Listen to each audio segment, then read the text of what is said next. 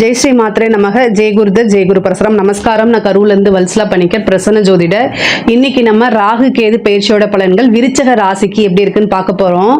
இந்த ராகு கேது எப்ப பயிற்சி ஆகுது அப்படின்னா, திருக்கணிதப்படி 2025 மே மாதம் 21ஆம் தேதியும், வாக்கியப்படி 2025 ஏப்ரல் மாதம் 26ஆம் தேதியும் ராகு மீன ராசியிலிருந்து கும்ப ராசிக்கும், கேது கன்னி ராசியிலிருந்து சிம்ம ராசிக்கும் பயிற்சி ஆகுது.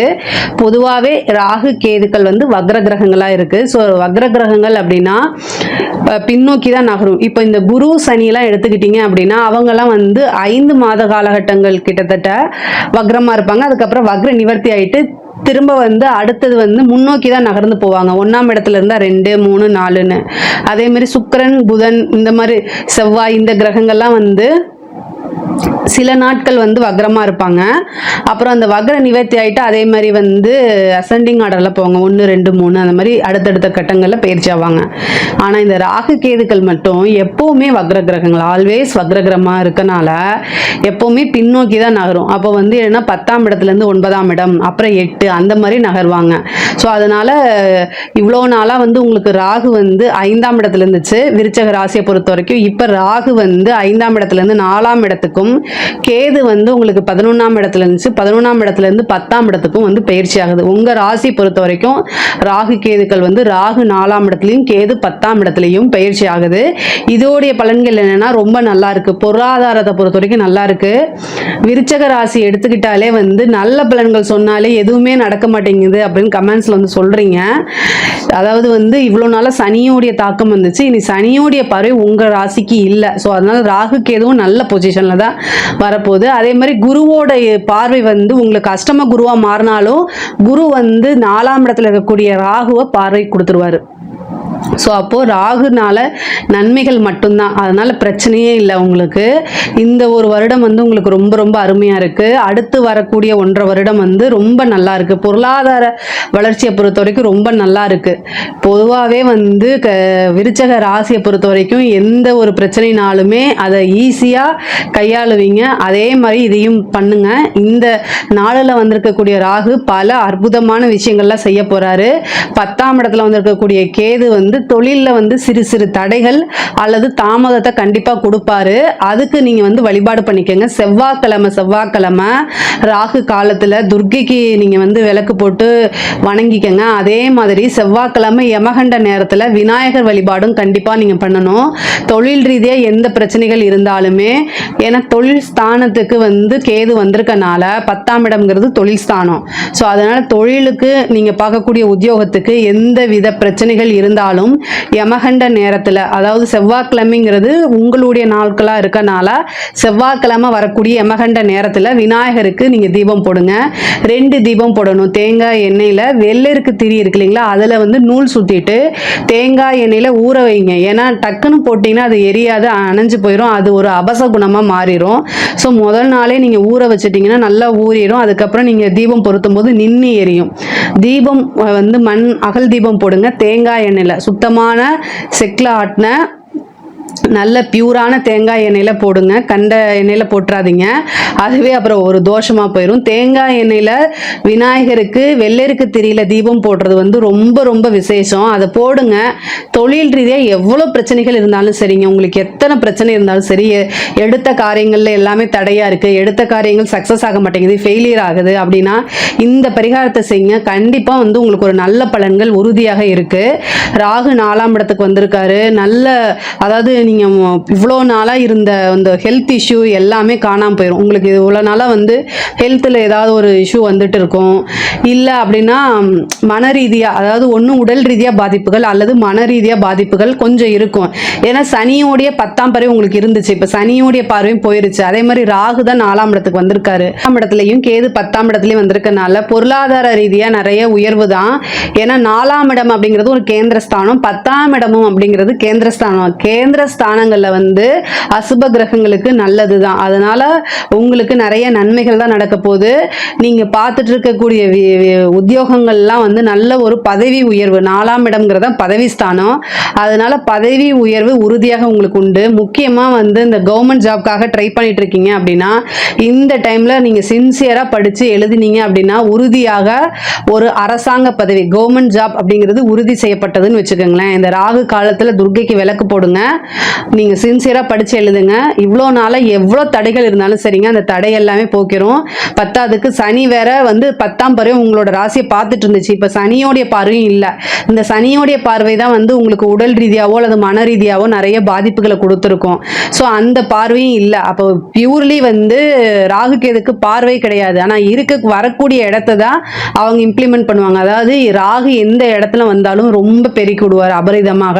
ஸோ அதனால 4ஆம் வீட்டில் வந்திருக்கனால நீங்கள் என்ன பண்ணணும் அப்படின்னா ஒரு நல்ல எக்ஸாம் எழுதுங்க. உங்களுக்கு ஒரு நல்ல பதவி தேடி வரும். இல்லை நீங்கள் ப்ரைவேட் ஜாப்ல இருக்கிறீங்கனாலும் கூட அடுத்து திடீர்னு ஒரு பெரிய லெவலில் ப்ரமோஷன் உங்களாலே நம்ப முடியாது ஒரு நல்ல பொசிஷனை உங்களோட ஆஃபீஸ்லேயே உங்களுக்கு கொடுத்துருவாங்க. நல்ல காசு பணமும் உங்களுக்கு நல்ல உயர்வு தான். அதே மாதிரி வண்டி வாகனங்கள் வாங்கக்கூடிய அமைப்புகள் இருக்கு, வீடு கட்டக்கூடிய அமைப்புகள் இருக்கு. நிறைய பேர் வந்து படிப்புல வந்து முன்பை விட நல்ல ஆர்வம் அப்படிங்கிறது இருக்கும். நிறைய எக்ஸாம்ஸ் எல்லாம் கிளியர் பண்ணாமல் இருக்கிறவங்களுக்குலாம் இந்த டைம் 4ல் ராகு வந்திருக்கு. சூப்பராக, அதாவது முக்கியமாக வந்து இந்த யூபிஎஸ்சி எக்ஸாம்ஸில் எழுதிட்டு நிறைய இதில் இதில் பாஸ் பண்ணியிருப்பாங்க, அடுத்ததில் போகும்போது ஃபெயிலியர் ஆகிருக்கும். அவங்க எல்லாத்துக்கும் இது சூப்பரான டைமு. ஒரு பொசிஷனில் போய் உட்காந்துருவீங்க. எக்ஸாம்ஸ் எல்லாம் கிளியர் பண்ணி ஒரு நல்ல போஸ்டிங்கே வாங்கிட்டு போகிறதுக்கு உண்டான அமைப்பு கூட இருக்குது. அதே மாதிரி இந்த நீட் எக்ஸாம்ஸ் இந்த மாதிரி இருக்குல்ல, ஈஸியாக பாஸ் பண்ணுறதுக்கு உண்டான அமைப்புகள் இருக்குது. தாராளமாக நீங்கள் எழுதலாம்.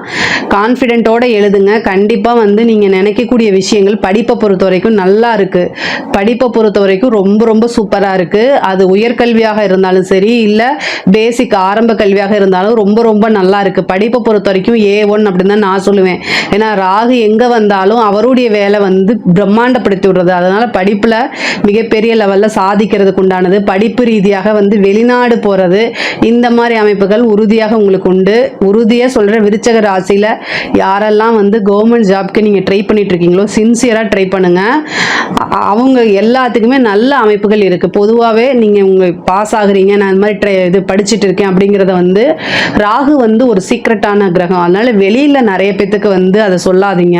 நீங்கள் படிங்க, நல்லா படிங்க, நிறைய ட்ரை பண்ணுங்கள், எக்ஸாம்ஸ் எழுதுங்க. போஸ்டிங் கிடச்சி போஸ்டிங் போனதுக்கப்புறம் எல்லாத்துக்கிட்டையும் சொல்லுங்கள். ராகு வந்து இப்போ பாம்பு வருது அப்படின்னா சைலண்ட்டாக தான் வரும். வரதுக்கு முன்னாடி நான் வரேன்னு யானை மாதிரி மணியோ சைலம் பண்ணிக்கிட்டு வராது. திடீர்னு வரும், படம் எடுக்கும். அது மாதிரி ஒரு விஸ்வரூபம் அப்படிங்கிற மாதிரி நீங்கள் வந்து என்ன பண்ணினாலும் சரி, என்ன விஷயங்கள் என்ன காரியங்கள் செய்தாலும் யாருக்கும் சொல்லாமல் அதுக்கு சக்ஸஸ் ஆனதுக்கப்புறம் எல்லாத்துக்கிட்டையும் ஷேர் பண்ணிக்கோங்க. ஓகேங்களா? இதை நீங்கள் எப்போவுமே ஃபாலோ பண்ணிக்கோங்க. 4ஆம் இடத்துல ராகு வந்திருக்கனால. அதே மாதிரி வீடு வாங்கக்கூடிய அமைப்பு ஒரு சிலருக்குலாம் வந்து ரொம்ப ட்ரீமாக இருக்கும். அதாவது உங்களுடைய வாழ்க்கையுடைய லட்சியம் கனவு நிறைய பேத்துக்கு இந்த வீடு கட்டுறது அப்படின்னு. இப்போ 4ஆம் இடத்துக்கு ராகு வந்திருக்கனால அந்த வீடு கட்டக்கூடிய அமைப்பு, ஆல்ரெடி வந்து கட்டின வீடு பழைய வீடை வாங்கி ரெனோவேஷன் பண்ணி அதில் போகிறது, அந்த மாதிரி அமைப்புகள் இருக்குது. அதுக்கு உண்டான லோன் கிடைக்கிறதுக்கு உண்டான அமைப்புகளும் இருக்குது. ஸோ இந்த வீடு கட்டக்கூடிய அமைப்புகள்லாம் தாராளமாக இருக்குது. 10ஆம் இடத்துல வந்திருக்கக்கூடிய கேது வந்து நல்ல புகழ் செல்வாக்கு, இந்த சொசைட்டியில் நீங்கள் இருக்கக்கூடிய நிலையிலேருந்து அப்படியே அப்கிரேட் ஆகிறதுக்கு உண்டான அமைப்புகளை கொடுப்பாரு. புகழ் செல்வாக்கு, நீங்கள் தொழிலை வந்து மேன்மை அடையிறதுக்கு உண்டான வாய்ப்புகள் உறுதியாக இருக்குது. உங்களுடைய தொழிலை வந்து ஒவ்வொரு நாளும் டெவலப்மெண்ட் பண்ணுறதுக்கு என்ன விஷயங்கள்லாம் செய்யணுமோ அது எல்லாமே செய்யுங்க. ஆனால் ஃபஸ்ட்டு அட்டம்ப்ட்லேயே அது இதாகாது. செகண்டு தேர்டு அந்த மாதிரி ஆகும்போது உங்களுக்கு உறுதியாக சக்ஸஸ் கிடச்சிரும். புதுசாக தொழில் தொடங்கலாமானா தாராளமாக தொடங்கலாம். ஒரே தொழிலை இன்னொரு பக்கம் ஷிஃப்ட் பண்ணலாமானா அதுக்குண்டான அமைப்புகளும் இருக்குது. தொழிலை பொறுத்த வரைக்கும் நல்ல காசு பணம் வர்றது, செல்வாக்கு செழிப்பு எல்லாமே உயரக்கூடிய அமைப்புகளை தான் இருக்குது. 10ஆம் இடம்ங்கிறது வந்து தொழில் மட்டும் கிடையாது, உத்தியோகத்தையும் குறிக்கக்கூடியது. உத்தியோகத்தில் ஒரு நல்ல மாற்றம் உறுதியாக இருக்குது. நிறைய பேருக்கு வந்து வெளிநாடு போகக்கூடிய அமைப்புகளும் இருக்குது. தந்தையுடைய தேக ஆரோக்கியத்தில் கவனமாக இருக்கணும். இந்த ராகு கேதுக்கள் வந்து காசு பணம் எந்த அளவுக்கு கொடுக்குதோ அதே ரீதியாக வந்து உறவுகளுடைய கண்டங்களையும் ஏற்படுத்தும். ஸோ இந்த இடத்துல 4ஆம் இடத்துல ராகு வந்திருக்கனால 4ஆம் இடம்ங்கிறது தாயார் வழி இது. ஸோ உங்களுடைய அம்மாவுக்கு வந்து உடல்நிலை பாதிப்புகள் ஏற்படுறதுக்கு வாய்ப்பு இருக்குது. அதே மாதிரி தாயாருடைய உடல்நிலை மனநிலை ரெண்டுமே பார்த்துக்கங்க. 4ஆம் இடத்துக்கு எப்பெல்லாம் ராகு வருதோ அல்லது கேது வருதோ அந்த காலகட்டங்களில் வந்து தாயாருக்கு ஒரு சின்ன கண்டம் அப்படின்னு சொல்கிறதோ அல்லது ஒரு சர்ஜரி அப்படின்னு சொல்கிற விஷயங்களோ நடக்கும். அதனால் அவங்களுக்கு ஏதாவது ஒரு பிரச்சனைனா உடனடியாக நீங்கள் மருத்துவரை காமிச்சு ஆலோசனை பண்ணி ட்ரீட்மெண்ட் எடுக்கிறது ரொம்ப ரொம்ப நல்லது. இதுக்கு வந்து என்னென்னா நீங்கள் தெய்வ வழிபாடு தெய்வ அனுகிரகத்தை தேடிக்கங்க. அதே மாதிரி தாயார் வழி சொத்துக்கள் வந்து உங்களுக்கு தானாக வந்து சேரும். இவ்வளோ நாளாக ஏதாவது பிரச்சனைகள் இருந்துச்சு அப்படின்னா தாயார் வழி சொத்துக்கள்லாம் தானாக வரும். அதே மாதிரி தந்தைக்கு வந்து நல்ல வருமானம், தந்தையாருடைய வருமானம் உங்களுக்கு வரதுக்குண்டான அமைப்புகளும் இருக்கு. பொருளாதார ரீதியாக நிறைய உயர்வுகள், தந்தை வழி சொத்துக்கள் இது எல்லாமே வரும். நீண்ட தூர பிரயாணம் போகிறதுக்குண்டான அமைப்புகள் இருக்கு. அதான் வெளியூர், வெளிமாநிலம், வெளிநாடு போகிறதுக்குண்டான அமைப்புகள் இருக்கு. இந்த காலகட்டங்களில் கேந்திர ஸ்தானங்களில் வந்து ராகு கேதுக்கள் வரும்போது தெய்வ வழிபாடு அதிகமாக பண்ணிக்கிறது நல்லது. அதே மாதிரி உங்களுடைய தேக ஆரோக்கியத்தில் ரொம்ப ரொம்ப கவனம் செலுத்தணும். சில பேருக்கு வந்து இந்த வயிறு சம்பந்தப்பட்ட அதே மாதிரி பிரீத்திங் சம்பந்தப்பட்டது, மூச்சு சம்பந்தப்பட்ட விஷயங்கள்லாம் வந்து கோளாறு வரத்துக்கு வாய்ப்பு இருக்கு.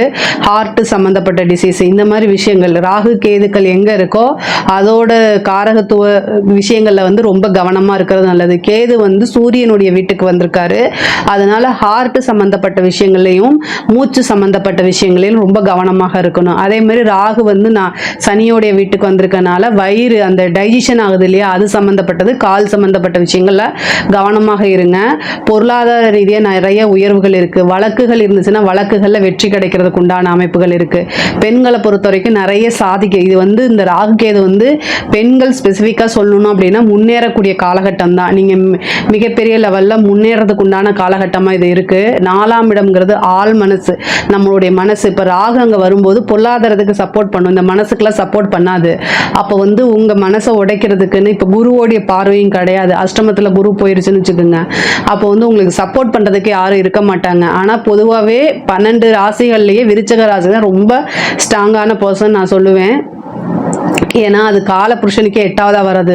ஸோ அதனால உங்க மனசை உடைக்கிறதுக்குன்னு யாராவது வருவாங்க. அவங்களுக்கு இடம் கொடுக்காம நீங்க தூரமா அவங்க கிட்ட இருந்து தூரமா தள்ளி வந்து ரொம்ப ஸ்ட்ராங்கா முன்னேறி போய்கிட்டே இருங்க. அதை தான் நான் சொல்லுவேன். பொதுவாகவே விருச்சக ராசிக்கு நிறைய திறமைகள் இருக்கு. செயல் திறமைகள் முன்பை விட நல்லா இருக்கும். இந்த காலகட்டம் நீங்க முன்னேறதுக்கு உண்டான காலகட்டமா இருக்கு. ஆல்வேஸ் வந்து நீங்க நல்ல வேலை பார்ப்பீங்க.